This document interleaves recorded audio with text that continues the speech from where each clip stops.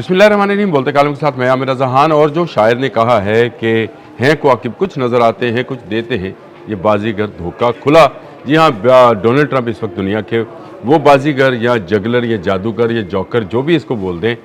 उसके लिए दुरुस्त मालूम होता है इस तरह के तमाम अल्फाज और अलकाबात के ये पूरी दुनिया के अमन को धोखा दे रहा है। जब ये बात की गई कि दूसरा बहरी बेड़ा भी जो है मशरक़ वस्ता में ईरान के लिए भेजा जाएगा, तो अब्राहम लिंकन के बाद सबकी नज़रें जो हैं वो जॉर्ज डब्ल्यू बुश नामी बहरी बेड़े पर गई और पेंटागन ने भी कहा कि उसको मशकों के लिए कह दिया गया है। इससे साफ जाहिर था कि ये बहरी बेड़ा जो है ये जाएगा, लेकिन हुआ नहीं। कल एक अचानक से, यानी अब से चंद घंटे पहले, हमारे यहाँ दिन होता है वहाँ रात होती है, चंद घंटे पहले डोनाल्ड ट्रंप ने कैरिबियन में मौजूद अपने दुनिया के सबसे बड़े बहरी बेड़े जेराल्ड एस फोर्ड को और जो है मशरक़ वस्ता में रवानगी का जो है इजाज़तनामा दे दिया है। और पेंटागन ने एक बार फिर तस्दीक कर दी है कि जेराल्ड एस फोर्ड जो है इसको मशरक़ वस्ता में भिजवाया जा रहा है। ये तमाम इक़दाम उससे चंद दिन पहले जब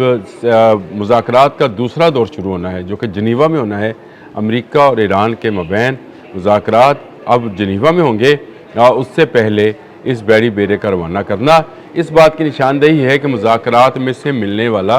कुछ नहीं है। ये बड़ी अजीब सी बात है कि इस वक्त जो है अमेरिका एक तरफ अमन मुज़ाकरात के लिए बात कर रहा है, डोनाल्ड ट्रंप अमन का नोबल इनाम हासिल करने के लिए जो हैं वो कोशिशें करते रहे हैं और ख़ुद को कहते रहे हैं कि वो दुनिया को बेशतर जंगों से, यानी बहुत सारी जंगों से बचा चुके हैं, जिसमें इंडिया पाकिस्तान की जंग का भी वो बार बार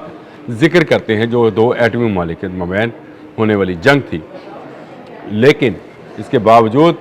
जैसे ही अमन का नोबल इनाम का मामला ख़त्म हुआ, पहले उन्होंने वेनेजुएला पर हमला किया और उसके सदर निकोलस मडोरो को उठाकर अमेरिका ले गए। अब उन पर मुकदमा चलाया जा रहा है, जिसमें लंबी लंबी तारीखें जो हैं वो दी जा रही हैं। और अब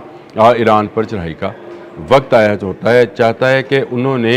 ईरान के तेल पर कब्ज़ा करने का पूरी प्लानिंग कर रखी है। इसीलिए पहले अब्राहम लिंकन को वहाँ पर भेजा गया, जो कि दुनिया का दूसरा बड़ा बहरी बेड़ा है, एटमी क़ुव्वत से चलता है, 2 एटमी रिएक्टर इसके अंदर शामिल हैं और दुनिया के जदीद तरीन 5th जनरेशन के जहाज़ जो हैं वो उसमें मौजूद हैं। लेकिन अभी भी तसल्ली नहीं हुई, तो उसके बाद एक नया बहरी बेड़ा भेजने की बात की और अब जो है जेराल्ड एस फोर्ड को जो है भेजा जा रहा है, जो कि दुनिया का अब्राहम लिंकन से भी बड़ा जो है बहरी बेड़ा है और जाकर ये अपनी पोजीशन संभालेगा। 1 हफ़्ते का इसने जो है सफ़र करना है कैरिबियन, अमेरिका और कैरिबियन, जिसको हम वेस्ट इंडीज़ कहते हैं,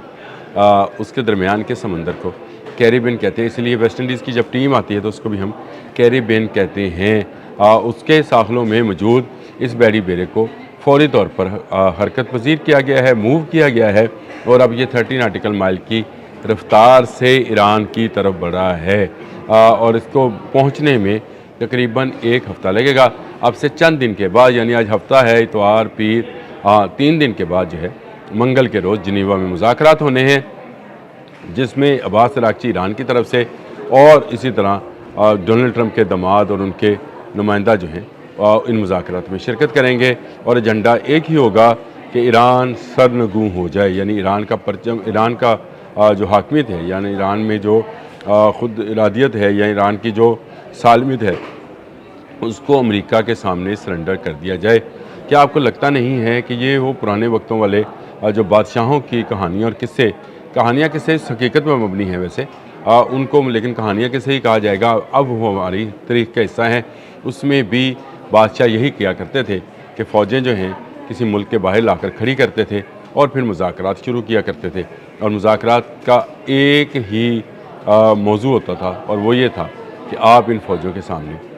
सरेंडर कर दें। इस वक्त अमेरिका पूरी तरह से खसार में लिए हुए है ईरान को और ईरान को चारों तरफ से जो है घेरा जा रहा है। और अब ये जेराल्ड एस फोर्ड का भेजे जाना इस बात का बेयन सबूत है कि ईरान अमेरिका मुज़ाकरात कामयाब नहीं होंगे। वैसे मैंने इन मुज़ाकरात के शुरू होने से, इसका जो पहला सेशन अमान में हुआ था, उस वक्त ही आपको आगाह किया था कि अमेरिका इसमें सिर्फ टाइम गेन करना चाहता है, जो कि उसको मिडल ईस्ट में कोई फ़ौजी अड्डा नहीं मिला है,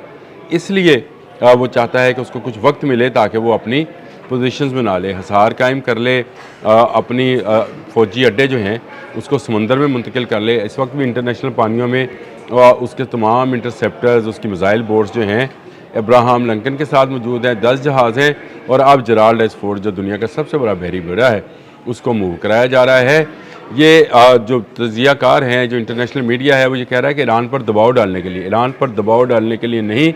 ایران پر قبضہ کرنے کے لیے ہے۔ بات ذہن میں رکھیے گا، مذاکرات جو ہیں یہ صرف ایک ڈھونگ ہے، ایک وقت حاصل کرنے کا، یا ایک ایسی صورتحال میں جب وہ ایران کو پوری طرح سے جب تک قبضہ نہیں کر لیتے ہیں اس وقت تک وہ اسی طرح جو ہیں وہ حرکتیں کرتے رہیں گے، کبھی وہ مذاکرات کی ٹیبل پر جائیں گے، اور یہ قبضہ اس قبضے جیسا نہیں ہوگا جیسا ماضی میں فوجیں کیا کرتی تھیں، کہیں رومن، کہیں ہسپانوی، کہیں برٹش، کہیں جیپنیز، کہیں جرمنز۔ یہ ان فوجوں جیسا قبضہ یا نوبادیاتی نظام والا معاملہ نہیں ہوگا۔ یہ معاملہ ہوگا کہ اس کے اندر سے ہی ایک حکومت بنائی جائے گی ایران کے اندر سے، اور اس حکومت کے جو ہے حوالے سے پھر وہ نیا معاملہ جو ہے شروع کیا جائے گا۔ ڈونلڈ ٹرمپ نے مذاکرات سے پہلے ہی ایک ہنٹ دیا ہے، اب اس ہنٹ کو سمجھیں۔ وہ ہنٹ کیا ہے یہ آنے والے ولاگ میں بات کروں گا کہ یہ مذاکرات میں کیوں کہتا ہوں کامیاب نہیں ہوں گے، اور ڈونلڈ ٹرمپ جو جگلنگ اور جو جوکر پنا کر رہے ہیں وہ کس لیے کر رہے ہیں، یہ ساری چیزیں میں آنے والے اپنے ولاگ میں بتاؤں گا۔ یہ بھی بتاؤں گا کہ جرالڈ ایس فورڈ کے اندر وہ کون سی چیزیں ہیں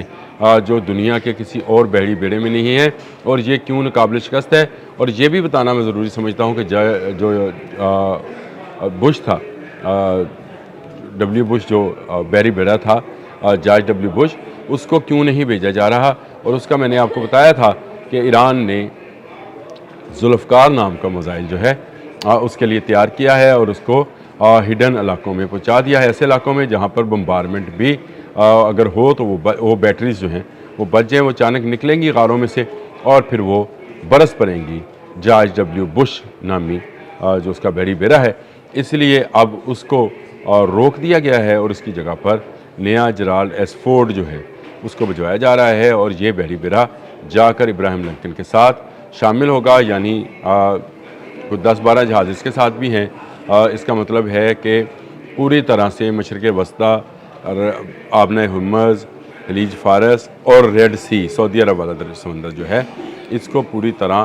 امریکہ اپنے قبضے میں کر لے گا۔ یہ آبی گزرگاہ جو دنیا کے 20% تیل کی آمد و رفت کا ذریعہ ہے، جو LNG اور LPG کی جہازوں سے